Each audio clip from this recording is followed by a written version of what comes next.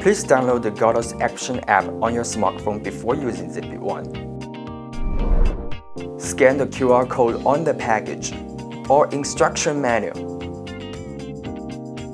or search for Godox Action on the App Store to download the Godox Action app.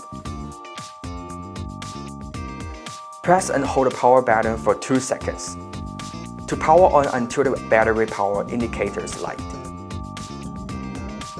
Enable Bluetooth on your smartphone. Open Godox Action app. Connect to the device.